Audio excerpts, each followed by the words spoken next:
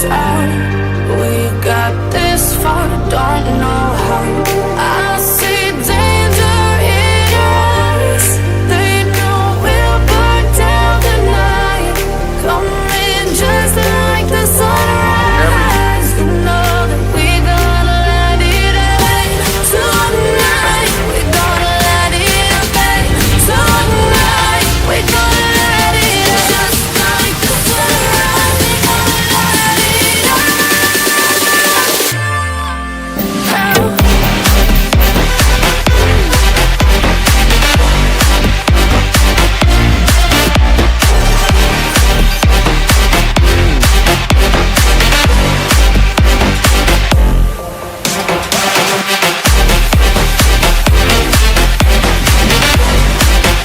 Welcome back once again. This is Chris Report, and he assured me that St. Simon's down in Boulders. Folks, this is Chris Wyatt reporting from South Africa.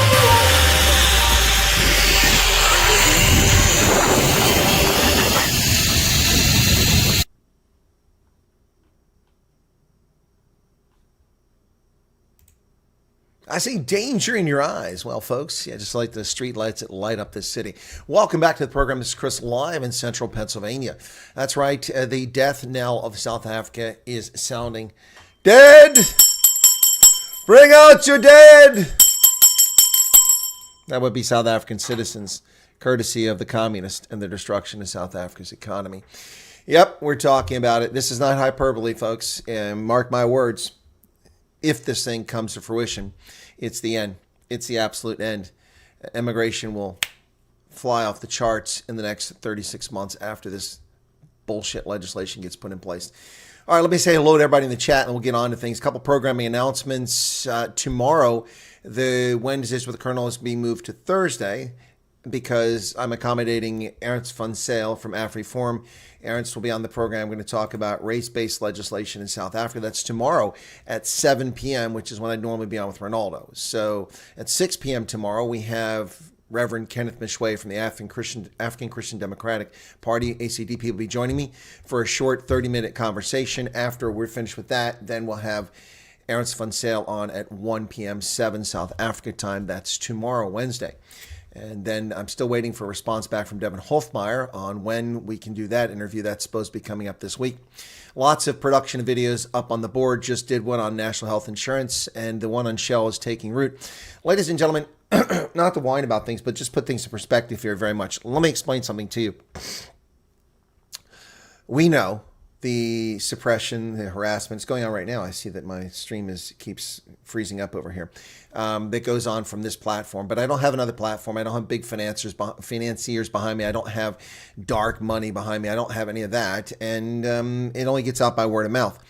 So the video that I did on Shell and the funding from Batu Batu and the Tebe Investment Corporation, all of that, unpacking money flows to the African National Congress in South Africa.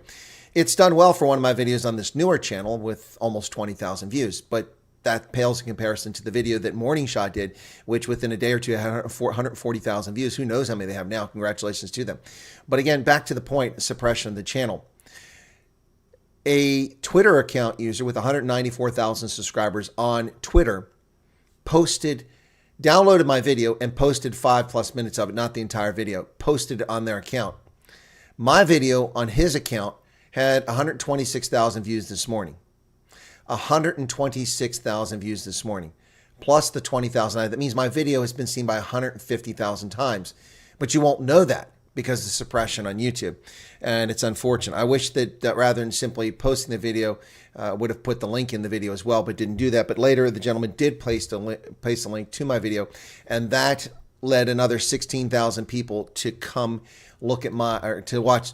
16,000 clicked on that link, 16,000 clicked on that tweet, and that's potentially 16,000 people coming to this site. We've got some coming here, but not the 194,000. That would have been nice.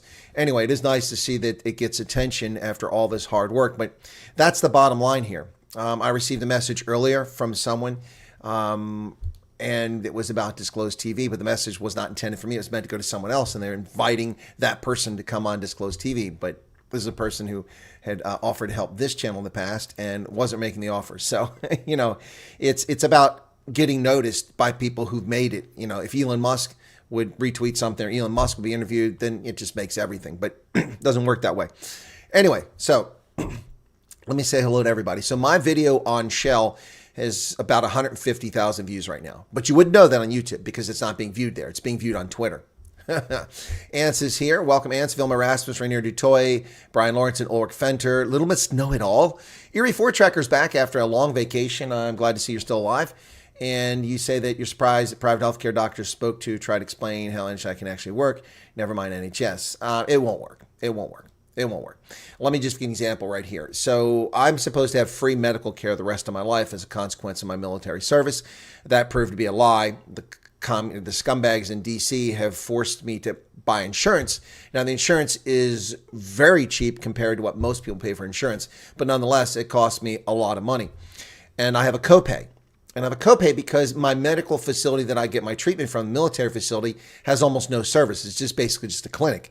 So for everything, I get referred out. And every time you go somewhere, you must pay a copay, even if they do no work. I spent less than 5 minutes with a dermatologist last week, and I get hit with a $37 bill. Now, that's tiny compared to what some people's copays are. But that represents a 20% increase in less than 4 years that I've been in the healthcare system as a retiree. A 20% increase. My copays. The amount they pay to the provider hasn't gone up, but what I have to pay has gone up by 20%. That doesn't work. Single payer doesn't work. It's a scam. It's ridiculous. And I don't know what doctors you're talking to in the private healthcare system, but they don't know what you're talking about. We have system after system, example after example after example after example where this stuff does not work. Germany has probably the best system in which you have coexistence between a public system that everybody can get into and a private system. If you can afford to get into it, you can. And therefore, if you want the best care, you go to the private system. But the government system is adequate, whereas South Africa's government system is inadequate. It represents communism and nationalization of the healthcare sector, like they try to do here, and they've succeeded in doing. This government, since the 1930s, has effectively hoodwinked Americans into nationalizing their retirements with Social Security, which leaves people destitute and in poverty, and actually taxes their retired Social Security pay. What a disgraceful act. Anything over $10,000 you pay taxes on. What a disgrace. What an absolute disgrace. So they've nationalized retirement, which was a personal responsibility. They have nationalized health care through Medicaid and Medicare. I'll be forced onto that as a retiree. It's unacceptable. Anyway, who else is here? Hester Kotza. Boy, YouTube just keeps doing this. Brian Lawrence and Chris Ehlers, Dylan Kumbrick. Keith says, our health care will no doubt get sold to U.S. corporate industrial big pharmaceutical complex, where clever lawyers even stop their own citizens from claiming when they're sick. Bernard says hello. Hello, Bernard. Welcome to you. Menage a Trois says, are you a Georgia rugby fan? Not really, but I do root for Georgian rugby. They have a heart. They should be in the Six Nations. I've been arguing for that for several years. But yeah, no, it's a really cool jersey. I collect World Cup jerseys, and I get as many as I can from as many teams. But I'm frugal, and I buy them long after the World Cup's over when they have them left over and they can't sell them. Unfortunately, some, like Chile, were very popular, and they sold out of them. So I did get a Chile, a Romania, and a Georgia jersey at this World Cup. Yep, sure did. All right, or as a result of it. Hendo's here, Nick Muller's here, Joking Atheist is back. Joking Atheist, I saw your very long email to me, and I looked it over, but I didn't have time to answer the whole thing. It's quite a bit. I don't know if national health care will collapse. I can't collapse the thing twice. That's actually a good point. James Bowie's here. That is a good point. Emil Thaird, Fleshin is in from the 15-minute city of Oxford, and they're trying to do that here now. And Clive Streak is back, says, good evening, everyone. Good evening to you. All right. So, yeah, it's they're trying to do that now. They're trying to create 15-minute cities here in America, and it's just, this isn't Europe. You can't do that. You can, I mean, I could walk to the supermarket, but I don't actually live in the town that's here. I live on the outskirts of the town, close to where it is on the highway, and I can walk there, but there's no walkways. I walk along a rural road and risk being run over all the time. There's nowhere for me to carry my bags. I could cut across a drive-through when they're not open and risk getting in trouble for trespassing to get to there more safely, walk over there. But it still takes 15-minute walk. And then I got to carry my things back. That's just for that. For healthcare, my healthcare is 16 kilometers away. Am I supposed to walk there? I suppose I could drive there because it's within 15 minutes, but actually it's more than 20 minutes, so it doesn't really work. What else? Yeah, there's nothing here. There's nothing here. So, and I'm in a place that's relatively well built up. What if I lived in Nebraska, Kansas, Iowa, someplace like that? You're screwed. You need a car. No, it can't work in the U.S., but they're trying to do it in the U.S. The only place you could do something like that is Manhattan. That's about it, or central San Francisco. Otherwise, it just doesn't work. Underground private health care is going to be the norm. Exactly. Where there's a will. Yeah, exactly. Just like abortion is illegal in Botswana, but it occurs. People get abortions in Botswana, even though it's a crime. Yep, underground medical care. That's what'll happen. Yep. That's what's going to happen. And this is just, it's going to, drive up costs because people are taking big risk. And so they're going to charge you more. Yep.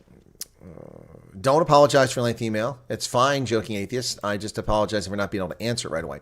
So as I said, in a surprise move in crass electioneering in effort to garner votes for a flailing, collapsing political party, Cyril Ramaphosa has announced that contrary to what he had told us, he is going to sign the National Health Insurance Bill tomorrow, the 15th of May at 2 p.m. South African time. Now, this man lied to us and said he was not going to do that until after the election. But of course, he will no longer be in power after the election, so he has to rush off in his effort to destroy South Africa as quickly as possible. Yep. According to the presidency, Office of Presidency, that the National Health Insurance Bill directs the transformation of South Africa's healthcare system to achieve universal coverage for health services, and through this overcomes critical socioeconomic imbalances and inequities of the past. Now, what do you think this is going to do as far as encouraging criminal alien invasion of South Africa's borders? You thought people were pouring over the borders before. Now they're just going to pour in for the free handouts and the free medical care. And the system will collapse. It's already collapsed in the public health sector. Look at the Charlotte Mackexha Hospital, which has got no beds, been inoperable. Despite a gift of 60 million rand from the gift of the givers, the thing is still not functional. South Africa's public healthcare system, which they blame on Jan van Riebeck and, of course, apartheid medical care. No. In 1994, there were 32 million South Africans, maybe 34 million. Today, there's 63 million. That's a doubling of the population. The ANC said 3 decades to build out services. If you subtract those 30 million people, you can't blame the National Party or Apartheid or Jan van Riebeck or Hendrik Verwoerd for those 30 million people. They're the responsibility of the governing party since 1994, the African National Congress. And they're the ones who failed to deliver. Not because they didn't have any money. They had plenty of money to buy Type 209 diesel submarines and 20 or 18 Gripen fighters, although they're supposed to buy 24, and Hawk lead-in fighter trainers. And they had plenty of money for Oilgate to sell off the national stockpile of oil to a BEE company and then pay them to manage it. They had plenty of money for PPE theft. They had plenty of money to build in Conlon. They had plenty of money for stealing from the Vrede Dairy Farm scheme, the asbestos tender, digital vibes. Lots of money. There's a lot of good vibes out there. There's plenty of money. Trillions of rand the ANC's had at its disposal to install abolition units in 400 schools in the Eastern Cape so that children don't die in pit latrines. Trillions of rand at their disposal to fix South Africa's healthcare system, which was unfair and unjust. But they didn't do that. They stole. They squandered, they enriched themselves. This will not work. The final nail is in the coffin. The final nail's in the coffin. Health Minister Joe Paula says this is unlikely to be a quick process and may take years. Well, that's probably true. It probably will take years. Unbelievable. Yes. But calls for calm as Ramaphosa prepares to sign this abomination. The Momentum Metropolitan Health Chief Medical Officer Damian McHugh has urged South African medical aid users not to panic and continue to use their current healthcare arrangements despite Ramaphosa's intent to sign the bill. He said that even though the president expects to sign the law, the current status quo will remain in effect as implementing the laws will take time. But it won't take time for people to transfer their wealth out of South Africa, to remove their abode from South Africa to UK or to New Zealand or to Australia, wherever they're going to go. Ireland. Won't take long. Erie Ford Tracker, Ireland. Yes, the coming deluge. It's just around the corner.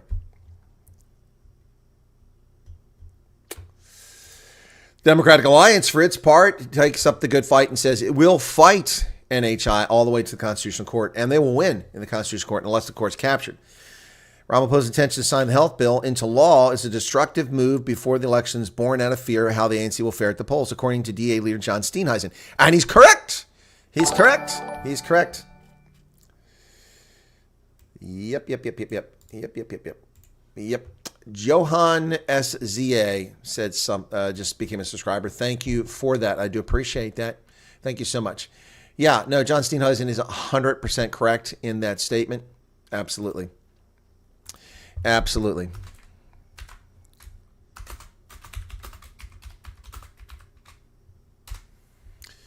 Yeah, so Steenhuisen and the DA are going to fight this. Healthcare workers say that this is the end. This is the end. It's not simply me and hyperbole. He failed to ensure that it improves healthcare, according to doctors and medical workers. South African Health Professionals Collaboration, which represents more than 25,000 dedicated private and public sector healthcare workers, said its disappointment at the announcement stems from the potential consequences the unworkable bill may inflict on the healthcare landscape. Our members have made submissions at every stage of the legislative process, dating back to the release of Green Paper in 2011. It is disheartening to see our efforts to contribute to a more robust, workable, and patient-centric healthcare system being ignored. Where we are now is unprecedented. We believe that NHI in its current form will reverse rather than progress equitable quality healthcare. We have no doubt that the NHI bill will be challenged in the courts. We're currently exploring all our options in this regard. As experts in the field, we believe the president has an obligation to ensure that the healthcare improves rather than limits overall healthcare to every citizen, and he's failed to do this. And that's exactly what President Obama did in the United States. He destroyed healthcare. Well, speaking of healthcare, they're also destroying education with the Bella Bill now implemented in South Africa. They pushed through new school rules, yes, related to language, and putting parents in prison if their truant children don't go to school. Criminalizing parents who do not ensure that their truant children are in school. But they take away corporal punishment. So you can't discipline truant children, but you can go to jail for them being truant. The message here is don't have children. Don't have children. That's the message. Unemployment on the rise once again in South Africa, folks. Not a surprise. The number of employed people increased by a whole 22,000 in the fourth quarter of last year. The unemployed number increased by 330,000 additional unemployed South Africans, taking the number officially from 7.9 to over 8.2 million people. But Business Day tries to put a good spin on it. But 16.7 million were employed. Yeah, well, that 8.9 figure is bogus. That does not count for all the people in the workplace. Yeah. Well, South Africa takes center stage once again with this embarrassment of the ANC playing out the demands and desires of its overlords in Tehran, going to the International Court of Justice to interfere in the national security affairs of Israel, a country attacked by a terrorist state on October 7th of 2023.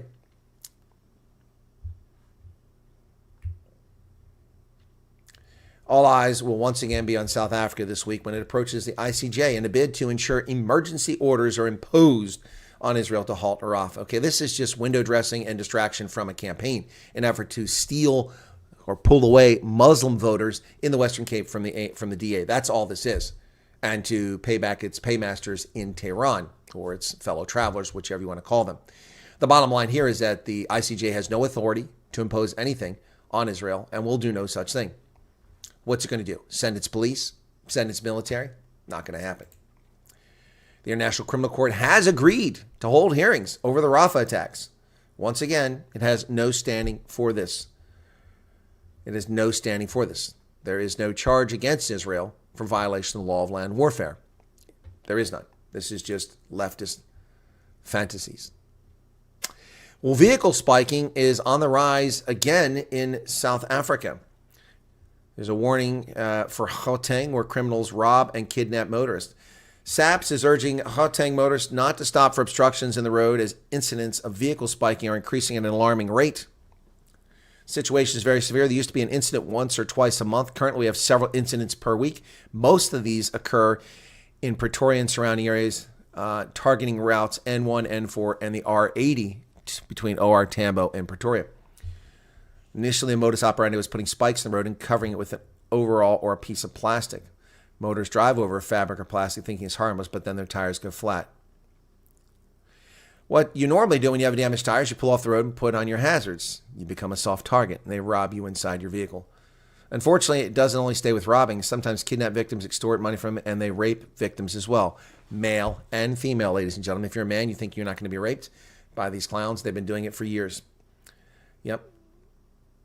They also play on the good nature of motorists. Some even lay out clothing to resemble a body. When some motorists see such a scene on the highway, dark highway, they stop and get out to check on the person, and that's when they attack you. There's a list of hot spots: N4 from Mpumalanga to Pretoria. You have the Solomon Longu and Watermeyer off-ramps, Watermeyer.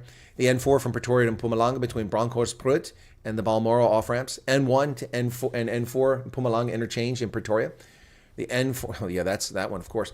The N4 to Rustenburg between R80, Mabopane Freeway, and Brits Plaza. Yep. They murdered a guy there, just near there a couple years ago. The R21 from R Tambo to Pretoria. The R562 in Olifantsfontein. The N12 in Witbank, near the Marydale Bridge. The N12 near Clarkstorp and Potchefstroom. The N3 between Leondale and Barry Murray Road. And N17 between Rondeboort and Heidelberg Road. So what do you do if you hit the spikes? Well, they're telling you, you just keep driving. Get as far as you can. Don't pull over. Get away from them. And it's not bad advice, to be honest. Well, the glorious and lovely, progressive, advancing communist economy of South Africa suffers more news as Anglo-American plans to ditch much of its major assets, including Amplats, De Beers, and steelmaking coal, as it fends off BHP Billiton's effort to overtake them. Now the Anglo-American has rebuffed two takeover approaches from the Australian-based BHP. The 107-year-old mining company has announced a radical shakeup of its structure that includes selling or demerging its De Beers diamond business, Anglo-American platinum operations, and its steelmaking coal assets. Wow. It said the planned demerger stemmed from the completion of asset review in 2023, but many people watching the market say this is out of fear. They're trying to make the company less attractive and make sure that they survive and remain an independent company. British Petroleum plans big expansion in South Africa while Shell leaves. Now ask yourself this question. Both BP and Shell are forced to give equity based on skin pigmentation. In other words, corruption, enriching black elites, not black South Africans. So why is Shell leaving, but BP is getting deeper in the market?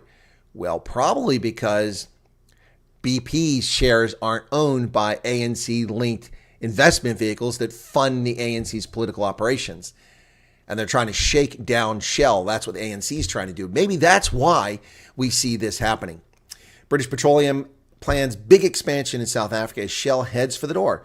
Petrochemical giant BP says it's drawn up a long-term strategy.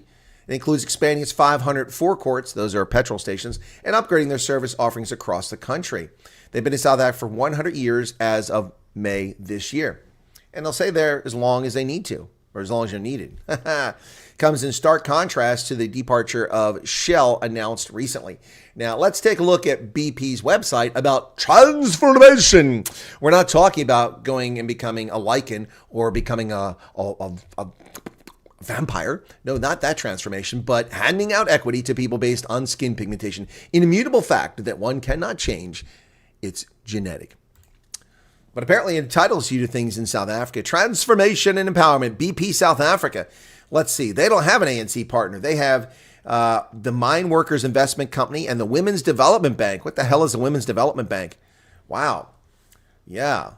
But they do not have, and they have partnered with the National Empowerment Fund. All of these scumbag get-rich scams to defraud corporations to operate in South Africa and enrich a small group of elite black South Africans. Not black South Africans, an elite group. Yep. Another blow for South Africa's economy is the mining sector takes another nosedive. Production declined sharply by nearly 6% year over year in March. Wow. That's not good. That's not good, folks. South Africa's economy takes another hit. Well, what are the top reasons why South Africans are going to go to the polls on May 29th? What do you think it is? Do you think it's service delivery? Do you think it's corruption? Well, let's take a look and see. According to a poll, jobs are the top reason.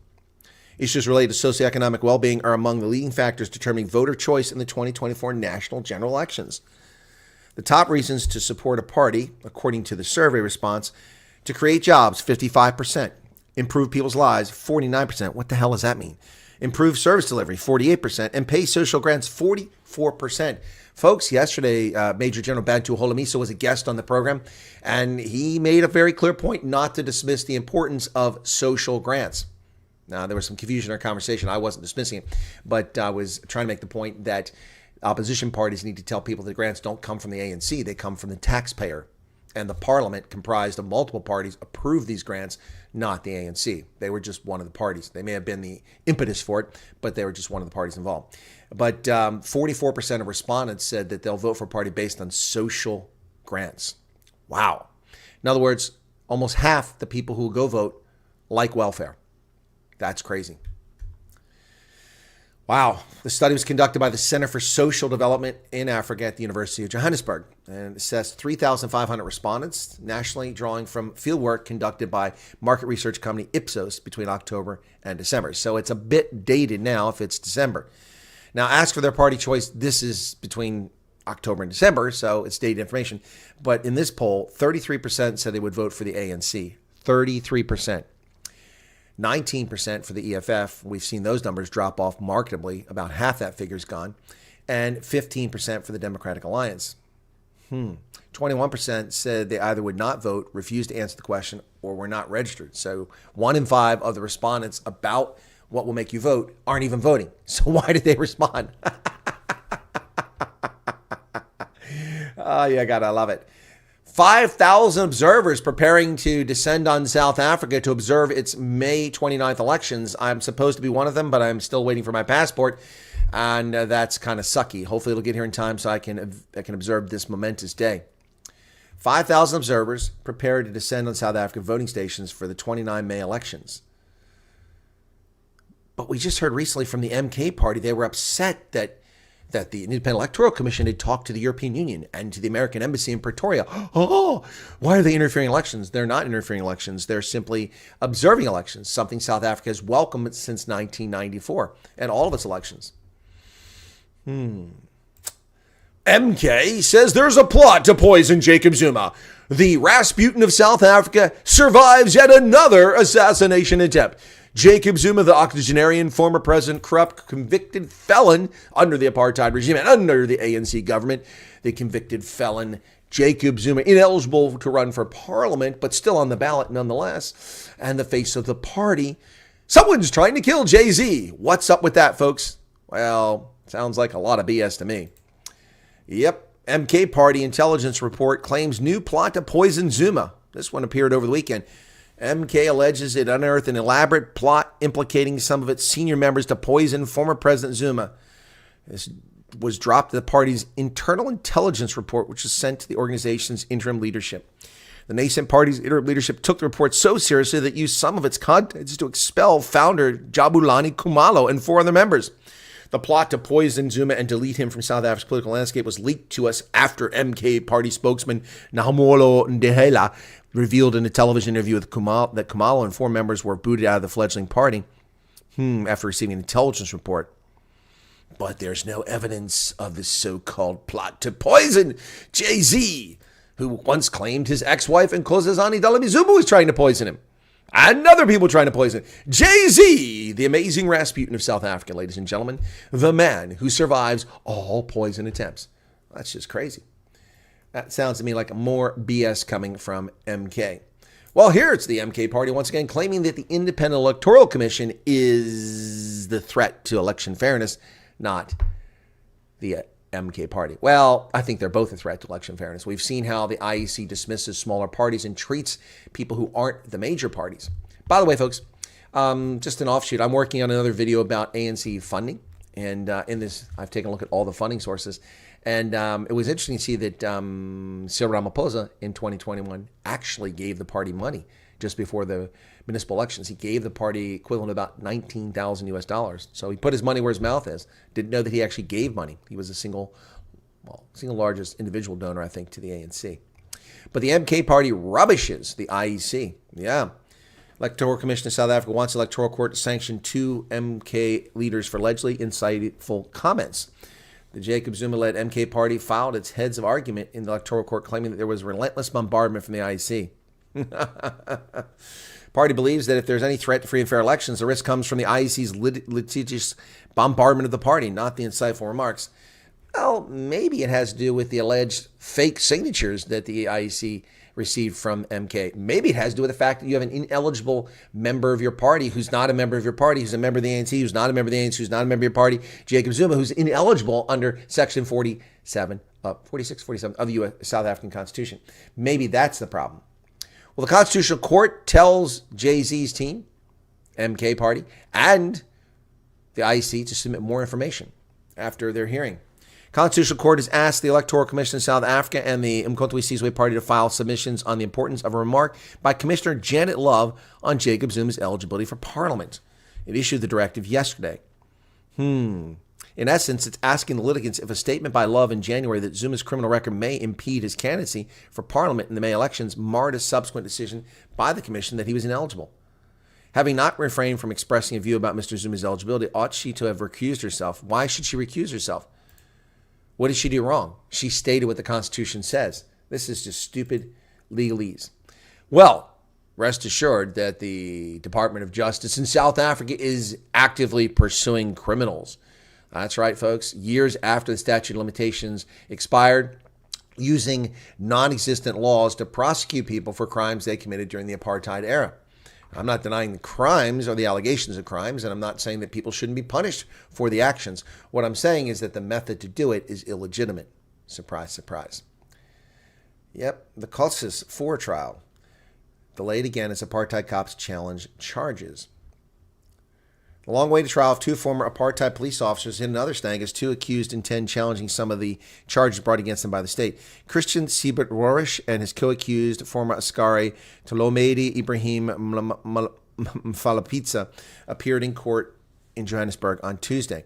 Both are charged with kidnapping, murder, and crimes against humanity under apartheid, which was declared a crime in 1966 by the United Nations and formally criminalized under the 1973 Apartheid Convention. Now, the 1966 UN General Assembly has no legal authority over a citizen of South Africa. The 1973 Apartheid Convention is not South African law and has no authority over South Africans. So if you're going to prosecute them for murder, kidnapping under South African law that existed at the time that the purported crimes occurred, not this garbage. And Brian Lawrenson's been gifted a membership. Yep, so that's what should happen there. All right, continuing on, folks. Well, repair vessel is leaving South Africa. Didn't even know they had them for East Africa to repair those undersea cables. Yep. Orange Marine's Leon Tevenen is scheduled to depart Cape Town at 5 p.m. today. So it should be underway, folks. Should be underway as we are past 6 p.m. now for the site of the faults on the East Africa submarine system and SEACOM cables. They've been down since the 12th of May, and the Leon Tevenen can tackle repairs in water as shallow as 10 meters or as deep as 7 kilometers. That's very impressive. On board, it's equipped with various cable works, grapnels, buoys, ropes, dead weights, and a remotely operated vehicle that can be used to detect, cut, recover, join, and test undersea fiber cables. Wow. According to Marine Traffic, the vessel arrived in Cape Town on April 25th after returning from Abidjan, where it was attending to a fault on the SAT-3 cable. Yeah. Well, the SE spans 10,000 kilometers connecting Eastern Africa to the rest of the world. And now we're hearing about internet apartheid. Africa is vulnerable. Well, of course it's vulnerable. You don't have any hubs. Build hubs in Africa and make it a hub for the data transmission, and then you won't have these problems. U.S. Embassy in Tanzania closes because there's no internet. What? U.S. Embassy in Tanzania declared a temporary closure for 2 days due to the ongoing network problems in the country. In an official statement, the embassy announced it will not be operational May 14th and 15th, citing degraded network services caused by a cut submarine cable affecting Tanzania, Kenya, and other nations in East and Southern Africa. Wow. So there you go. That internet is having an impact all over East Africa. We don't have a big East Africa audience. That's probably good for the program. The United States, apparently, according to the coup leaders, the illegitimate criminals who overthrew the government, the democratically elected government of Mohamed Bazoum in Niger, according to these criminals, the United States is at fault for degraded relations and kicking out the U.S. military from Niger. In an exclusive interview, Prime Minister Zane blamed the U.S. for the breakdown in bilateral relations, culminating with the planned ouster of American troops. This story by Rachel Carson in the Washington Post. Yep. In an exclusive interview, Prime Minister Ali Mamaman Lamine Zain put the blame for the breakdown squarely on the U.S., accusing American officials of trying to dictate which countries Niger could partner with and failing to justify the U.S. troop presence Niger has been central to efforts to contain growing Islamist insurgency in the Sahel. This created an opportunity for Russia. Americans stayed on our soil, doing nothing while the terrorists kill people and burn towns. It's not a sign of friendship to come on our soil, but let the terrorists attack us. We've seen what the United States will do to defend its allies because we have seen Ukraine, Israel. This gentleman has a mouthful of feces. He's a lying sack of horse manure. He is lying to the world. Now, the relations breakdown may very well be a consequence of arrogance by the Biden regime. I have no doubt of that. But this man is a liar. He's a bold-faced liar. I know, because I've delivered military assistance to Niger. I've trained the force armée nigérienne. I've equipped the force armée nigérienne against smugglers, terrorists, and threats to their national security. And I've worked with the Fed over and over again. This man is a bold-faced liar. He's a liar. They asked us to build that base. We asked for permission to use it to fly drones. We provide intelligence to them. He's a liar. He's a liar. So it really strains the credibility of everything else he has. But of course, the Washington Post and the Guardian drink it up like it's facts. Niger's prime minister blames U.S. for rupture of military pact.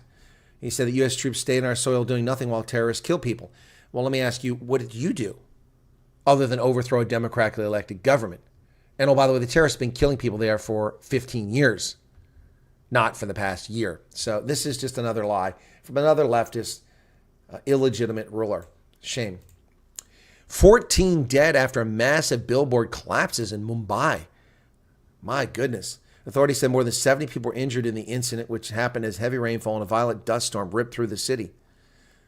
Mumbai police said the billboard, which measured 230 by 164 feet or 70 by 50 meters, collapsed at 4:30 in the afternoon local time. Video of the incident shows a gray, thick sky with dust as the massive structure falls directly on the gas station with a loud crash. Rescue work continued at the site in the eastern suburb of Ghatkopar. Police and local officials did not immediately respond to requests for comment. Local broadcaster NDTV reported the billboard's metal frame tore through the roof of several cars at the gas station when it fell.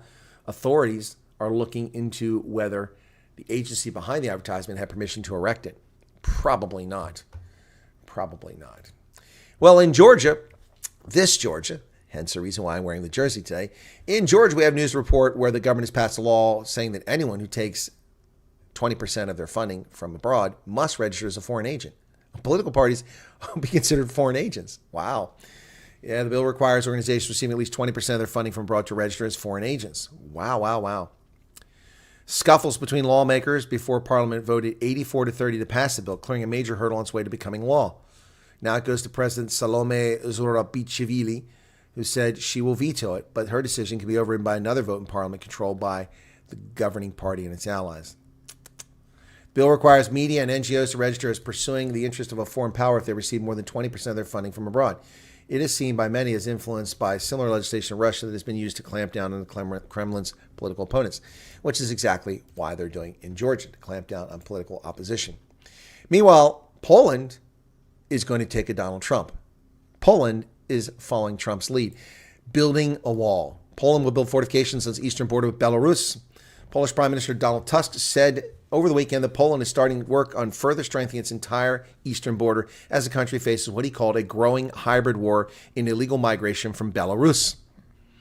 And they want to take them down. Yep. No, they don't want this threat coming from the east. So they're building a wall, much like the Hungarians have done and been criticized and ostracized by the European Union. France has secured $16 billion in foreign direct investment from Microsoft, Amazon, and others at a foreign investment summit. Meanwhile, Cyril Ramphosa, who promised $100 billion in FDI in December of 2017, has brought nothing to South Africa. That's right, folks.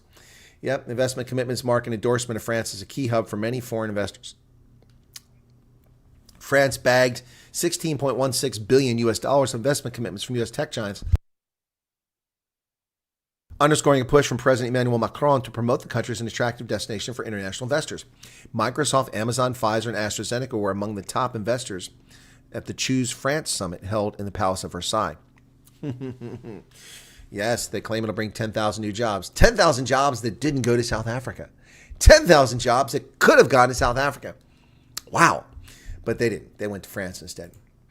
Joe Biden has sharply hiked U.S. tariffs on a large number of Chinese goods, quadrupling them, starting a trade war with the communists. Another boneheaded move from the commander-in-chief. U.S. President Joe Biden unveiled a bundle of steep tariff increases on an array of Chinese imports, including electric vehicles, batteries, computer chips, and medical products, risking an election year standoff with Beijing in a bid to woo voters who give his economic policies low marks. China immediately vowed retaliation. Wow.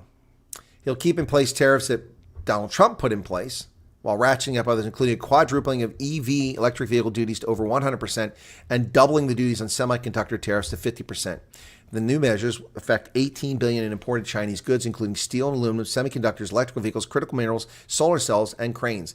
Ladies and gentlemen, Joe Biden has just pushed inflation up even higher in America, in his post-apocalyptic America of Z, Zer, Zem, Zed, we, they, them, thems. Yes, that is Joe Biden has just done to our country, folks, driven up the cost of goods. You want solar panels? They're going to cost you more. You want to buy a laptop? Prices going up. Why? And not just us. It'll affect the entire world. Courtesy of Joe Biden and his tariffs on Chinese goods. Why? Are they claiming dumping by China? According to his economic advisor, Lael Brainerd, it's very clear that China is continuing to engage in unfair practices like forced technology transfer, intellectual property theft, and unfair subsidies. Yeah, and that's what the World Trade Organization is for. Why aren't you going to the World Trade Organization? China vows to take all steps necessary to respond to Biden's immoral tariff hikes. President Joe Biden announced these tariffs, and China firmly opposes the new tariffs. The increase in tariffs by the United States contradicts President Biden's commitment to not seek to suppress and contain China's development and not seek to decouple and break ties with China. This action will seriously impact the atmosphere of bilateral cooperation. Electric vehicles imported from China will see their tariffs go from 27.5% to 100%. Wow.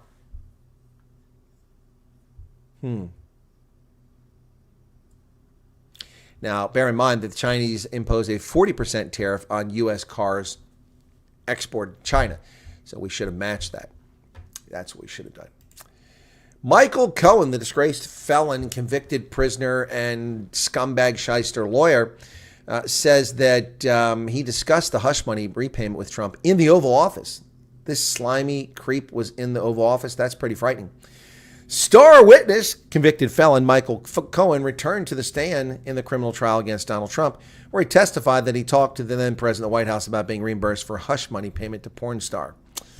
Yep, I was sitting with President Trump, and he asked me if I was okay. He asked me if I needed money. Okay. So if someone asks you if you're not doing well financially, then it's a hush money payoff. Give me a break. Well, Cohen claims that Trump signed false invoices for hush money repayment. Former President Donald Trump is on trial in New York, where he's facing felony charges related to a bogus political persecution. Yep, pled not guilty. And of course, Cohen is talking about all kinds of fairy tales and lies. Well, in Joe Biden's prosperous Bidenomics, the great era of economic growth in America, we see more signs of the collapsing and stagnant economy that's profiting for the elites, but not for the bulk of Americans, the middle class, and the poor. The Federal Reserve Chairman is confidence in slowing inflation not as high as before. Jerome Powell says, I don't think we can stop inflation. Yep. He reiterated that policymakers were poised to hold interest rates steady at a high level as they waited for evidence that inflation is slowing further. Wow. A more than 2-decade high of 5.3% for the prime lending rate. We did not expect this to be a smooth road, but these were higher than anybody expected. What it has told us is that we'll have to be patient, let restrictive policy do its work. In other words, you'll continue to impoverish Americans, denying them access to credit with your artificially high interest rates to force down prices. Well, how about we get rid of Joe Biden? That will get rid of prices, and that will make life a lot better for everybody. Walmart, the biggest retailer in the world, is laying off corporate white-collar workers. Yep, that's right, folks. Walmart. The retailer is cutting hundreds of corporate jobs and asking some staff to move to their corporate hubs. The joy of Joe Bidenomics. Bidenomics. This is the largest employer in the country with 1.6 million U.S. workers. Most of them work in stores and warehouses. But the Bentonville and their Hoboken and Northern California offices are where the white-collar folks work, and they're going to be sacked. Sacked. Well, this is a confusing story because I don't know what we're talking about. Are we talking about criminal alien invaders who violate our sovereignty and are criminals by definition? Are we talking about legitimate immigrants to the country? If we are, that's a distressing fact too. Apparently, we've been lied to and told we need immigrants because there aren't enough Americans, because we're not Americans won't bale hay. They won't pick up trash. They won't clean floors. It's all lies. 46% of new immigrants are working according to census data. President Biden has overseen the fast expansion of immigration, legal and illegal, in U.S. history, but less than half the newcomers are holding jobs. Well, first off, let's be very clear. Not a single criminal alien invader, not a single asylum applicant is entitled to work, although this criminal regime has given permits to fake asylum seekers so they can work. 51.6 million immigrants as of March 2024. It's nearly the entire population of South Africa, comprised of immigrants, most of whom have no business being here. Well, the corruption continues unabated here in Pennsylvania, folks. As I've reported previously, Governor Shapiro and other Pennsylvania officials have been taking money from donors, paying for their sporting events and their junkets. Criminal activity. This deserves an investigation. Top Pennsylvania state legislators accepting nearly $30,000 in travel expenses last year, often from groups that have interest before the state, according to ethics report. That includes trips to political conferences and other events bankrolled by campaign groups, organizations pushing alternatives to public education, and more. Several other lawmakers went to Arizona on a trip funded by Kooth, a UK-based mental health provider that has a state contract worth millions with Pennsylvania. While there, 2 state senators attended the Super Bowl on a dime of a millionaire insurance executive. Pennsylvania's gift law is one of the loosest in the USA and places very few limits on what public officials can accept. They can accept gifts of any size as long as they report those that meet a certain threshold on ethics filings. Wow. Well, there you go. The system is corrupt. A hissy fit by a U.S. military officer leads to a resignation. Let me explain something very clearly, folks. People have terms of service if they're enlisted. They have enlistments. They run for a period of years. They end. You're out of the military unless you're able to reenlist by meeting the standards, and the military takes you back. And if you get to retirement age, you can put your retirement papers in, and after 20 years retire at any point. There you go. There's another way for military officers. They serve their term of 4 or 6 years. They're done. They're gone. But another way for military officers to leave is to resign their commission. When you resign your commission, you're no longer a commissioned officer in the U.S. military. See, that's the difference. That's why I can call myself a colonel, because I'm still a colonel. I still have a commission. I'm still a commissioned officer in the U.S. military, although I'm on the retired list, which gives me a lot more freedom and latitude than I had when I served in uniform. So, a U.S. military officer has resigned. That's what they say. I don't know if that's true. That's what the Wall Street Journal says, but often the media gets this wrong. Over Biden's policy in Gaza, a hissy fit. An intelligence analyst cites concerns about America's policy contributing to Palestinian deaths. Military officer at the Defense Intelligence Agency has resigned his commission in protest to America's support of Israel. Army Major Harrison Mann, a Middle East analyst, posted on LinkedIn yesterday that he was resigning over the administration's support for the war in Gaza. The Defense Intelligence Agency handles intelligence for the Defense Department. Yes, the Biden administration officials have resigned in protest of the war, and enlisted airman set himself on fire in front of the Israeli embassy in Washington earlier this year.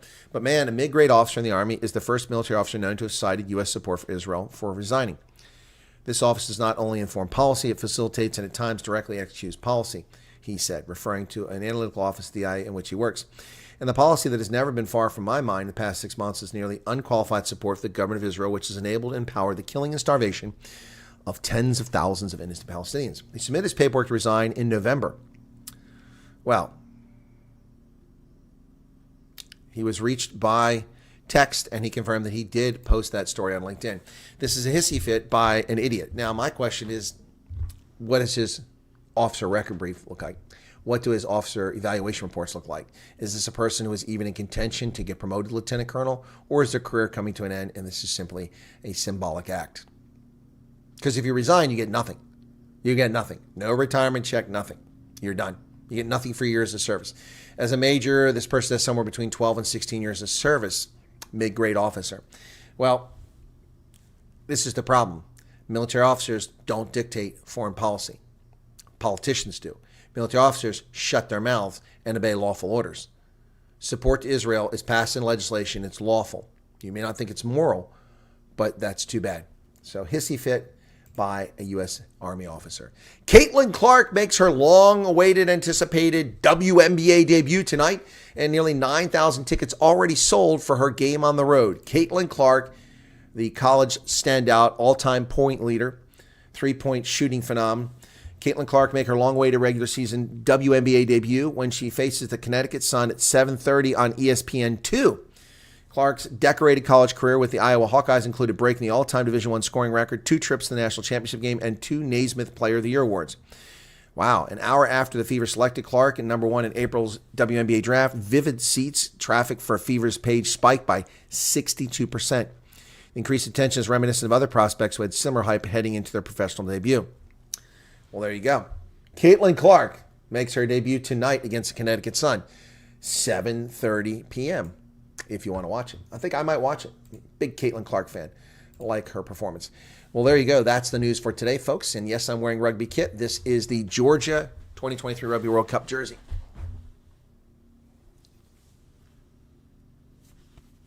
So there you go.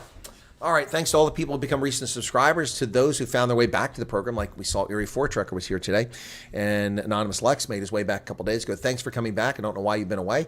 We've still been working very hard here with little to no compensation, trying to bring folks the news from around the world. So thank you. We're picking up a few more subscribers here and there.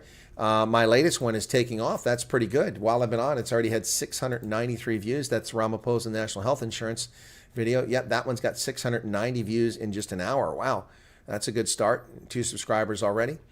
Any comments? I didn't see if there's any comments here. Any comments on it? Oh yeah, lots of comments here. Thank you all for that. And that video is taking off. Hopefully that'll do well. That and the shell video. But again, a lot of my viewers are sometimes disheartened by the fact that we don't have hundreds of thousands of subscribers, millions of hours of viewed content, yada, yada, yada. Well, I'm bummed out about that frequently too, because we bring the world objective, honest, analytical reporting. I didn't say I'm biased. Never said I'm biased. We all have personal biases, but I'm clear about what my biases are. I'm a dyed-in-the-wool, Adam Smith, David Ricardo, capitalist, free market trader, and a patriot who believes conservative values, respecting dignity for human life, freedom, freedom of speech, freedom of assembly, freedom of religion, freedom of association. These are things I believe in unequivocally and defend with my very life. So, yeah, people don't like that. Futsek, not my problem. Anyway, the point of the story here is that my videos, when they get fair exposure, take off. So, for instance, let me find this very quickly here, folks. Let me load this one up again. I'll show you a little phenomenon that's happened here, okay? All right, so my video, which I recorded. How long is that video? So that's the shell video. Let me take a look at the shell video really quick here. The shell video is actually 8 minutes and 29 seconds long. But this gentleman took my video, shrank it down to 5 minutes and 33 seconds. So he took about 3 minutes off of it, loaded onto his Twitter page, and he has a large number of followers. He has 194,000 followers. It's Iswe Letu, a blue tick Twitter account. And let me show you what's happened to this. So this is my video on his channel right there, and it has 138,000 views. My video on Twitter, not on YouTube. 138,000 views. And then he also posted the full video here, but not until later on. And that one has another 17,000. That means that's 138, 148, 158, 155,000. Plus my video on my YouTube channel has almost 20,000. That is 175,000 views for that video. Unfortunately, I'm not getting the credit for it, but at least it's getting out there, and that's the most important thing, that people actually see the analysis. So 175,000 views for my video. So thank you to Iswe Letu for putting it out there. How about you pimp my channel a little bit? I'd appreciate that. And thank you to the people that are finding the channel as a consequence of that and finding the production that's coming here. I've been working my tail off since I lost my election. Since May 6th, I had some work to do between the end of the election on April 23rd and early May. And so I did a few things, but really kicked off working on these things on May 6th. On May 6th, since then, I've done 13 videos, I believe it is 1, 2, 3, 4, 5, 6. 7, 8, 9, 10, 11, 12, 13. 13 prepared videos since May 6th. And that's only a week, just in a week. 13 plus live streams since May 6th. Let's go back to that. May 6th, we've done, well, we go back to May, just May. We got, my goodness, go back to May. So actually, we should go April 30th because that's when we have the referendum party. I've done 30 live streams since April 30th. In 2 weeks, I've done 30 live streams, average of 2 live streams per day, and some days many, many more. Wow. So, yeah, 175,000 views, Little Miss Know-It-All, on that video, and it's still going. When I looked at this thing a couple hours ago, you had 126,000. Now it's 130,000. 138,000. So it just keeps going up. I wish that was all coming to this channel, but some of those people are coming here, and we are getting subscriber-based growth. We are approaching 15,200. Close. 195 is the last number I saw here. YouTube is taking a while to load the page, of course. 195, yeah, 195. So we are getting a little growth on that. And that video I just talked about for national health insurance just jumped to 752 from 691, 60 more views in those 2 minutes since I started talking about it. That's the kind of excitement we had on this channel in 2020 and early 2021 before the censorship on YouTube. So wow, what does LMKIA mean? Okay. Dylan says, thanks for the program. You're very welcome. Let me go back and see what's being said here in the chat. We've still got 80 plus people here. Cyril might have to sign the bill to prepare for it to take over May this year when all world organizations sign countries fall under World Health. We don't fall under it. That's a misnomer. The World Health Organization has no legal authority over the United States. It's a voluntary organization. Yeah, I thought the Baylor bill was already signed for education. Yep, I've reported on that. Loudy Mondays here. Welcome to Patrick Green, Grasshopper, Pierre Orban, Hendo. PA video has a lot of comments. I didn't look at the comments on the PA video. It didn't have that many views. Let's see. The PA video has 3,100 views. It's getting about 50 per hour right now. Got a few subscribers from it, but I didn't look at the comments. You say there's a lot of comments for it. Let me see. Yeah, 73 comments. That's quite a bit. That's actually more comments for that video than any of my videos, except for the BE. And the BE, I've got 101 comments. Wow, 73. That's a lot of comments. You're right. 73 comments for 3,100 views. That's a high percentage of comments. Well, thank you for that, Hendo, pointing it out. Wow. But the Ramphosa NHI one that I made this morning is taking off. It's taken off. Yep. Okay, that's awesome. Good to see that. I did the one about Fikile Mbalula whining about. Did you see that yesterday? The cricket, the T20 championship or T20 tournament. Fikile Mbalula is complaining that the cricket team is not transformed, but he doesn't complain about Bafana not being transformed. Yeah. All right. So back to the comments. South Africa loss of educated and skilled workers, medical staff like a swarm. Yep. South Africa will get high-quality Cuban doctors. There's only so many of them, Erie, and Cuba needs them. Has any NHI worked anywhere in the world? No, it hasn't worked. Foreign powers need to impose sanctions, embargoes against terrorist and powers, says Chris. Well, I don't disagree with that. Patrick says, we're glad we left the failed state. Yep. How come they are the state's children while they want to indoctrinate, but the parents... Exactly, Keith. That's right. If you discipline your children, you'll go to jail. If you don't make sure your truant children are in school, you go to jail. It's a lose-lose situation. So Jokey Atheist asked Patrick Green if he would return to South Africa if it ran proper. I'm sure he would. I was warned about this already 8 years ago, so don't stop no matter what. Gabriel, what? Don't stop what? Talking about it? All major foreign companies will start leaving after the elections. Yep. Yeah, no, Chris, I think that's a fair prediction. The mass divestment from South Africa will be coming if the ANC manages to hold on to power. Yep. Bring back the truck patrol stations. I missed the quagga that stood outside. I don't remember that, Joking Atheist. Okay, mining sector takes a dive because no one wants to do physical work. It's easier to sit behind a desk. Yep. Does BP charge stupid prices for petrol in South Africa like it does up here when it gets monopoly? Fleshin, BP charges the price that the government of South Africa sets. See, I don't think most people know that. The government of South Africa sets the price of petrol, not the supplier. This is a communist ideology, which my country was guilty of at one time as well. We had price controls during the Second World War to prevent scarcity and ensure the military had resources.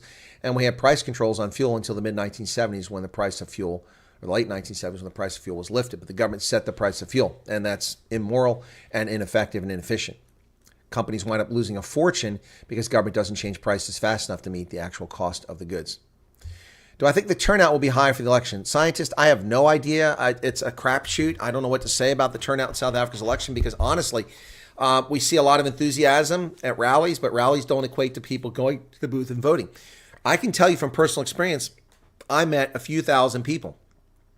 99.9% of those people were enthusiastic and said they were going to vote for me over someone else. But less than half those people showed up at the polls and voted for me. I tell you, I keep running into people every day telling me they voted for me. If all the people who tell me they voted for me, then I should have done better in the election. Elections are a crapshoot when it comes to turnout. Lots of reasons why people don't show up. I think it'll be slightly higher. To be honest, my prediction is that the turnout will be slightly higher than last time. And I say that because a lot of people are disillusioned and simply not going to vote. You saw that poll that I talked about earlier in which 25%, was it 25% or 25% of the electorate said they are either not registered or they're not going to go vote. That was of 3,500 people who were polled. And I think that may be very, that was in December though, so some of them might have registered. But that might be very, very indicative of what we're going to see. Evading the Grim Reaper yet again. Another YouTube channel just revealed that Hamas death toll figures are fake. Yes, Chris, they are. And I heard last night on the radio that the Israeli government finally released their figures for the number of fatalities. They claim to have killed 14,000 Hamas members and unfortunately 17,000 Palestinian civilians. That's the number of the government. I will take the Israeli government at their word, not Hamas. And it's not a perfect system. They won't get it perfectly, but they will be honest. It is a democratically elected government. Yep. So, yeah, I didn't see that. I haven't seen that channel, but yeah. I trade carefully on that topic because I never know when YouTube's going to start censoring people. And then if I mention in every broadcast, then I have to go back and delete all my videos. BT do not have a monopoly here. Charles, it doesn't matter whether they have a monopoly. The government of South Africa has a monopoly. They immorally set the price of fuel, not BP, not Shell, not anybody, not Sasol. The ANC sets the price of fuel in South Africa. Yep. So BP has no say in that. Now they can bribe them. I hate to say it. Patrick.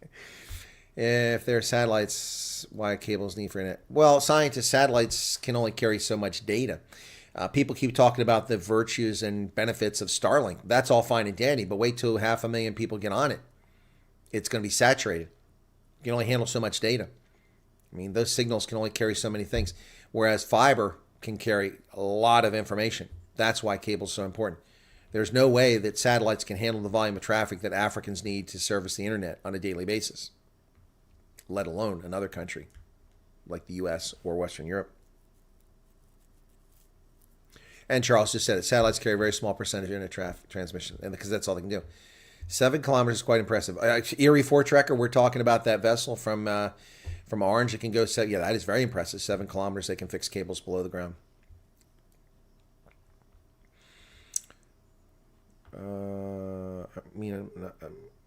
Why when they are well, that's not a monopoly, Flesh, and I mean that's up to regulatory authorities about who puts a station in places. So, and small towns typically only get one station because there's enough volume. It's not a monopoly. It's just, it's a business decision. Others can go there, but they're going to cut each other's throats and both go out of business. No, it's not historic, Keith Alderson. Underseas cables existed, but they weren't for the internet. Underseas copper wasn't fiber. It was copper initially, and it was for voice communications and teletype, not for the internet. It was adapting the internet, and fiber began to be laid in the 1990s in addition to copper under the water, just like we have here, cable.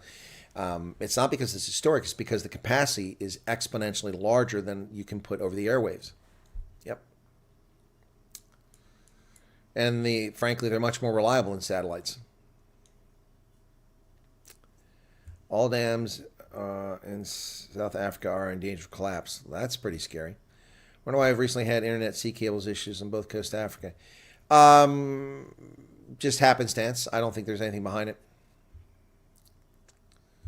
It's just happenstance. All right, what else? Charles says NHI can never happen. They're trying to push it through before elections, but it will probably be the first bill to be repealed. Yeah. Yeah, you say that, but expropriation still continues despite the fact it's immoral. And Julius Malema still sings songs, Kill the Boer, and people still get murdered on farms. Yep. Yeah, Pennsylvania politics are dodgy, similar to South Africa. So do not maybe say the Biden regime, as I doubt Biden himself can formulate thought. And Dylan wants a spot in my yard. Okay. Kuban is back. Oh my goodness. Welcome back, Kuban. It has been a donkey years since we saw you. Good to see you there. What else? Functional. Where's this? Okay, come on. The latest Western Cape poll, DA 52, the PA at 12%, ANC 20%. That's a pretty surprising number, 12%. If the PA is at 12%, that's pretty surprising.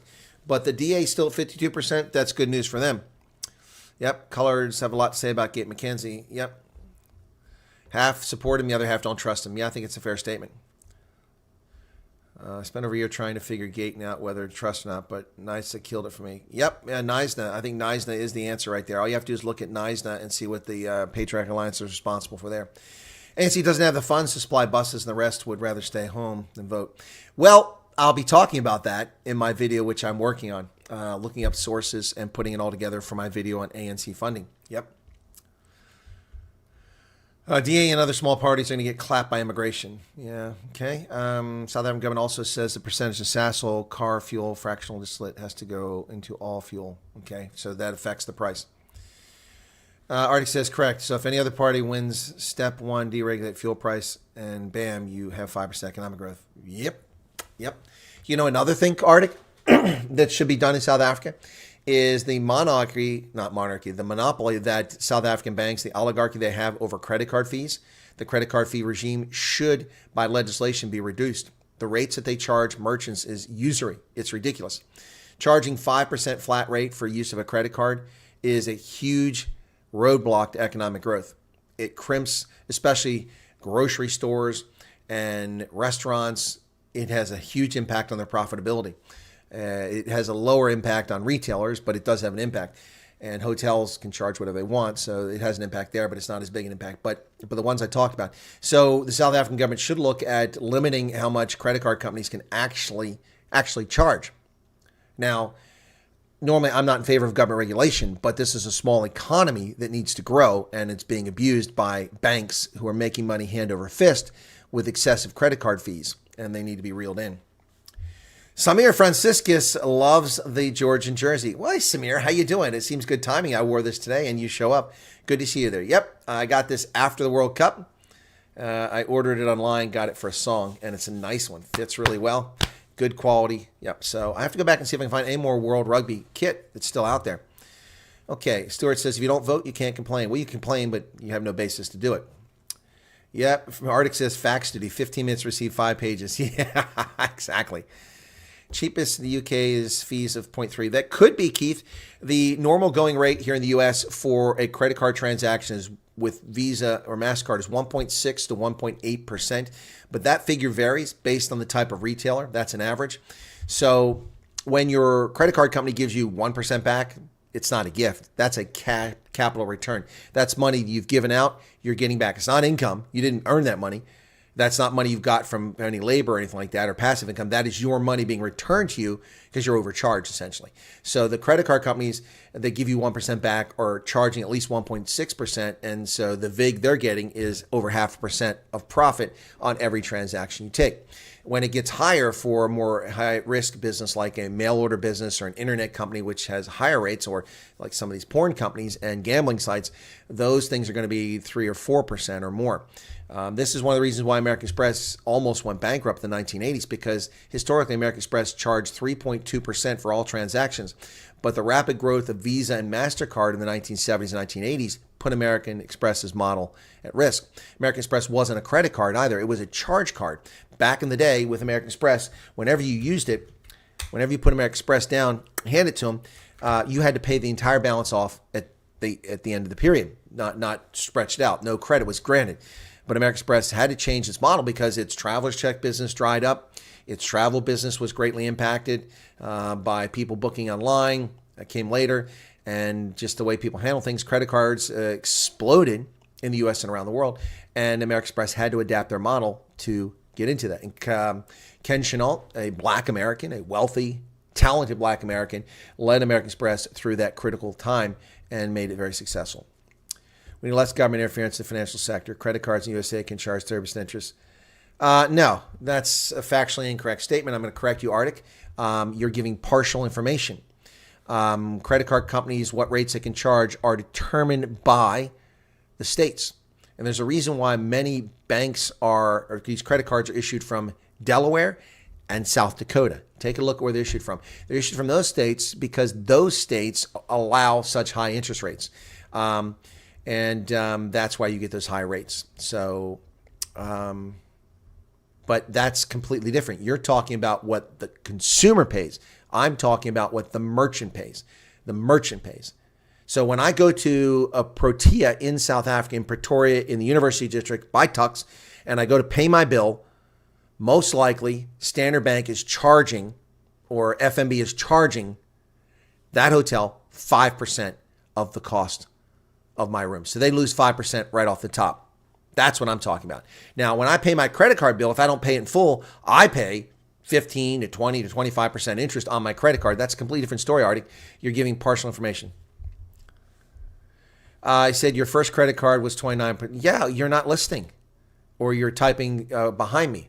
You're not listening. I wasn't talking about what consumers pay. I was talking about what merchants pay. Yeah, what consumers pay, that's up to them and their performance. But what a merchant has to pay affects their profitability. When merchants make less money, they have less money to expand their business, to take greater risk, to improve their inventory, to better their product line, to hire more people. That's what I'm talking about. Keith says American Express model was to sign up people who express an interest. I got stung from a debt collection company for $120, even though I don't know anything about that, Keith. I've been hit with nonsense before. I just got a bill from iHeartRadio for $825 for my advertising for my campaign. I have an email in which they told me the price was $825 less than what they're claiming it is now.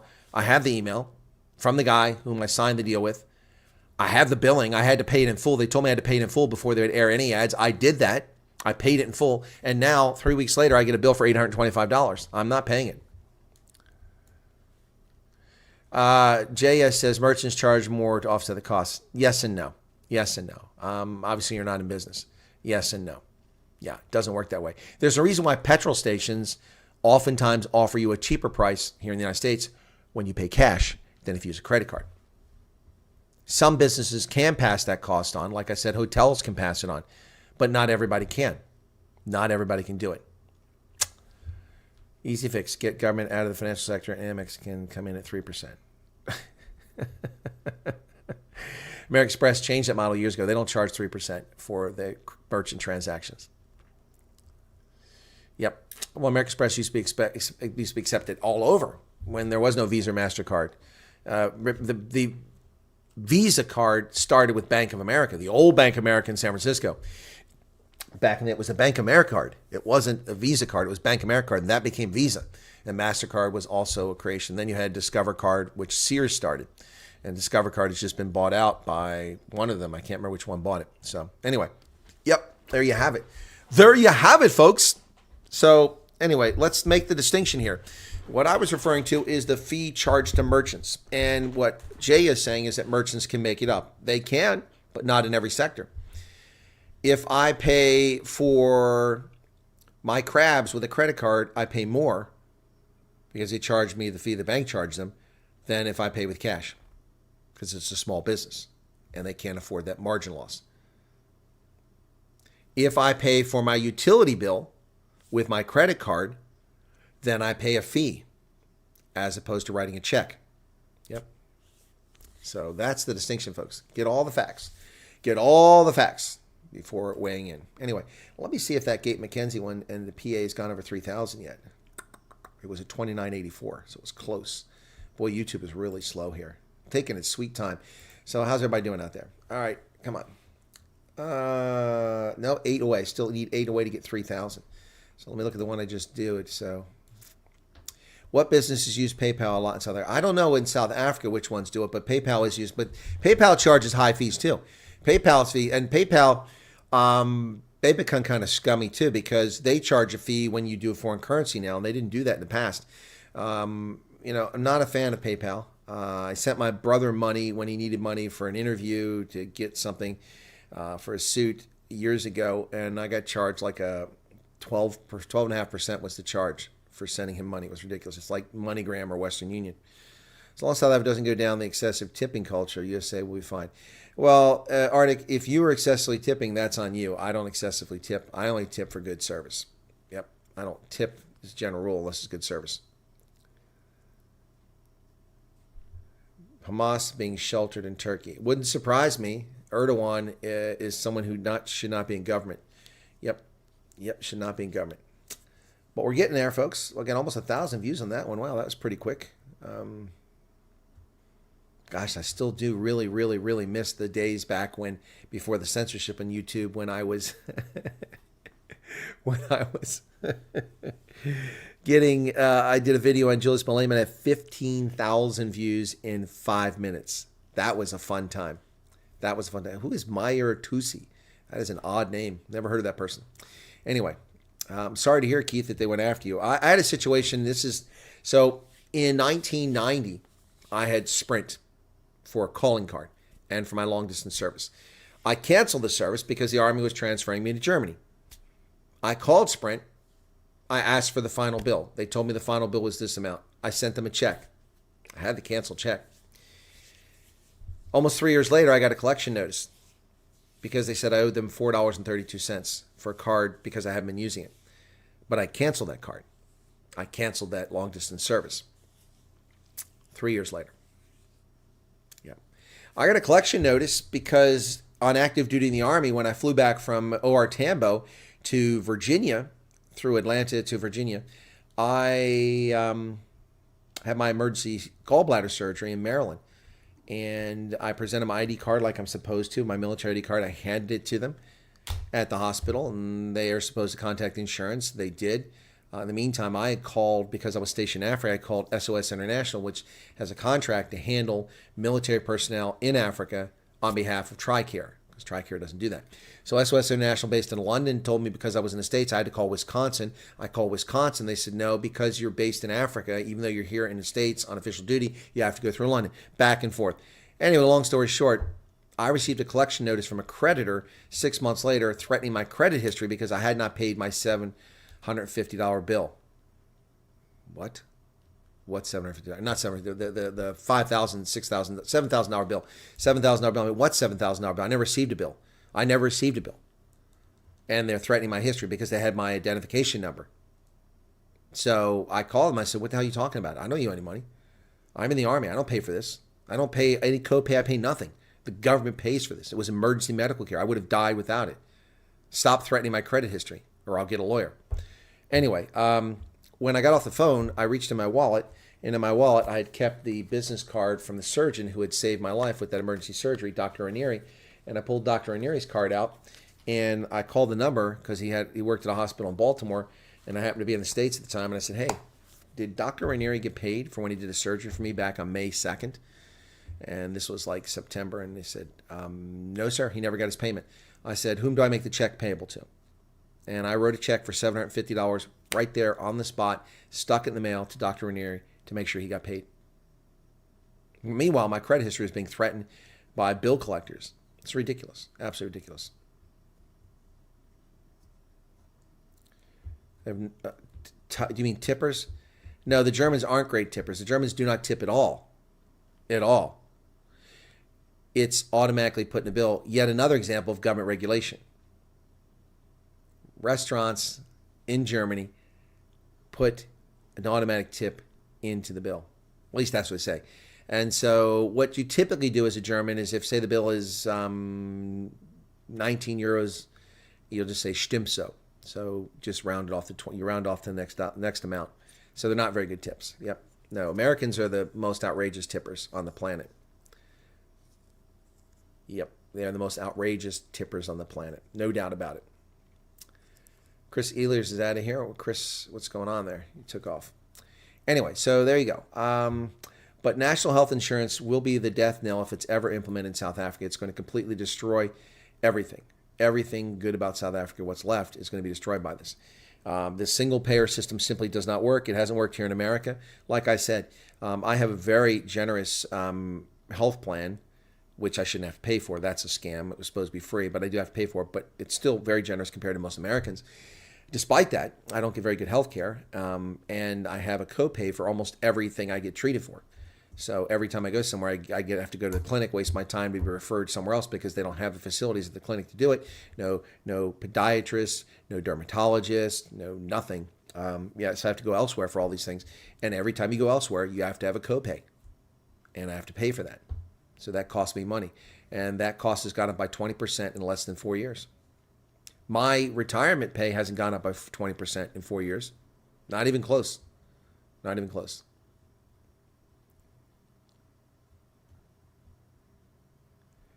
I did not hear that the crew on the ship had turned in. Well, I heard they turned in cell phones. Yeah, that's standard practice. It's a criminal investigation. They have to turn their phones in. Being kept on board, that's a bit odd. It's been over a month, hasn't it? I can't imagine they're keeping them on board. Why would they keep them on board unless they're foreign nationals and they don't want them in the country? Maybe that's why. You eat alone then. Groups of 4 or more in New York. Well, it's not just New York. It's all over. Automatic service charge for groups. Usually it's like 8 or more. They're going to cancel medical tax credits in February, steal the money, hike taxes, steal the money, and blame the whites for not being launched. Yeah, that's a good prediction. Not a good prediction, probably a pretty fair prediction, I should say. Anyway, so tomorrow programming announced that Reverend Kenneth Mosway will be on at the normal news time. And then the next hour, he'll only be on for 30 minutes. The next hour, it'll be the Conscious Carrick. We'll be talking about racial legislation in South Africa. Wednesdays with the Colonel is moved to Thursday. Ronaldo and I are doing it then. Ronaldo and I are doing it on Thursday. Also, I'm waiting for Devin Hofmar to get back with me, and also the IFP. Haven't heard back from them. In fact, I should look for the IFP. Let me check on that now. Maybe see if they wrote back to me. LYN. Let me see real quick. Yeah. Nope. I wrote on May 12th. It's the 14th. I've got nothing back from them. Yep. So, yep. Interesting. Meanwhile, I'm getting invitations to go to big Africa conferences in the UK and elsewhere, but they all want like a lot of money for me to attend. If they want me to speak, I'll go, but not for me to pay. Could be that Cyril is setting up the next president for massive failure. It's like renting RSA. Owners seem to think it's fine to make 10% annual increase when nothing goes up that amount, at least according to government. Look, I am a home owner. Not really. The bank owns it. The amount of money I owe them is frightening. But the good news is I have the liquid assets if I needed to close out my loan. I would just have to sell some things and boom, I could get rid of my loan and I'd be loan free. But at some point, having a loan affects your credit directly. So my credit score dropped by 30 points when the bank that I borrowed the money from sold my loan to another bank, and then it disappeared for 1 month. The entire balance was gone, as if I paid off. So I was punished for paying off the loan. And then I was rewarded for borrowing the money again. I didn't really borrow it. It's just continued loan, but that's how it looked on paper to my credit score, credit rating agencies. That's a scam, ridiculous stuff. So that's what happened. And I don't mind having a mortgage because that means the bank has to handle paying the taxes and the insurance. They just bill me for it every month, and then they take care of it. That's their responsibility. And as long as the mortgage is there, I don't have to deal with those two things. So as long as I pay them almost nothing in interest, I don't have a problem with that. Eventually, I'll get to the point where I don't want them doing it. But I don't own the house. The bank owns the house. Yeah. They can foreclose at any time. They can say, give me the balance, and I have to give it to them. It's legal. That's how the Depression happened. Banks had a run on their currency because of the stock market failure, so people ran to banks and withdrew their cash, and there wasn't enough cash in the banking system. That's why now we've had it been up since 2008 financial crisis. It used to be 4%, but now it's 20% of equity in many banks has to be held in banks, something like that. To actually have that much cash on hand. But nobody has 100% cash, so a run on banks is not impossible. Confidence in the marketplace wasn't there in the 1920s, 1930s, I should say, and that's why the Depression came around. But banks started foreclosing on homes, and they wound up with more inventory of homes than they could sell, so the homes were worthless, the value declined, the banks went bankrupt, and the whole system began to collapse in the 1930s. It's a very precarious system. We have a system now that is predicated on the federal government spending more money than they have to hand out Social Security payments because for 40 years they've stolen all the money in Social Security and there's nothing there. This is a problem, ladies and gentlemen. It is a problem. CR or no CR knows he will be kicked out. Yeah, no, the ANC 40% or less, Cyril Ramaphosa doesn't survive. He's gone. Too many knives will come out. He's not popular. I had this conversation with Brian Shepard. He's like, who are they going to bring in? Doesn't matter, brother. Doesn't matter. The ANC is so evil, it wouldn't be impossible to see them recruit Jacob Zuma to come back, be head of their party again. Yep. Or they'll drag Thabo Mbeki out of retirement. They'll do something. Now, Cyril Ramaphosa does not survive if he goes below 40%. Yep. There you go. Yeah, well, owning a mortgage, having a mortgage is like being a debt slave. Yep. Every month, got to pay it. Got to pay it, whether I want to or not. And this month, on June 1st, for the first time ever, I will finally, hang on a second, let me just double check here, make sure I get it right. I will finally, after almost double digits in years of paying on a mortgage, something I've never done before because I've never lived anywhere for that long. I've sold before very quickly after a few years in the past. But this time, for the first time ever, after 9+ years, I will be paying more in principal than I will in interest. Wow. So I'm going, I have to go through 3 different logins here just to get to it. So let me look and see. Yep. This month, I will pay $9 more in principal than I do in interest. That's the first time ever. But I'm paying less than I'm paying for the escrow. The escrow is still larger than that. So if I go back to my payments and look at my payment history, last month I thought I'd reach that, but I didn't. I was mistaken. I did an extra payment, which is going to lower it even more, but I was actually about 37 cents short of matching it. So yeah, now I will go over for the first time ever, and now I'm paying them less in interest, which is good. I love that. I love paying them less in interest. That's good news. Yep, that interest number keeps going down. So anyway, for the first time ever. But I am not a fan of mortgages. So you don't own a house until you own the house outright. And even then you don't own it because you're a slave to the state, which imposes taxes on you to pay for schools and local infrastructure. You can't get out of that. You can't own a house. If you don't pay the taxes, they repossess your home. The state does. They confiscate and they foreclose and take it. If you don't pay your loan, the bank forecloses and takes your house. So you're just a slave. It's like being in the Matrix. We're just in the Matrix. Red pill, blue pill. Both lead to slavery. Yes, Gabe, we're all tired of the apartheid nonsense. Anyway, by the way, the NHI bill, which has been up for less than 2 hours, just went over 1,100 views. So thank you to all the people watching that. That's getting some traction. Hopefully it'll keep going. It'll keep going. Looking forward to that. So cool beans. Alrighty, with that, I'm going to wrap it up here, folks. An hour and a half in. I'm going to take a break. I got a busy day tomorrow and still busy days this week. And fingers crossed, hoping, do the American fingers crossed, do the German, ich drücke die Daumen, hoping that my damn passport gets back here so I can make it back for the momentous election in South Africa. Hey, Gina, I'm hoping to get there, but I'm starting to lose hope. Today's the 14th. We're 2 weeks away from the election, just 15 days. Passport's not here yet. If it gets here in the next week, I'll be okay. If it comes after that, it's going to be dicey. Anyway, thanks, everybody. Be sure to hit the like button. We'll catch you here later on if anything breaks. Cheers. God bless.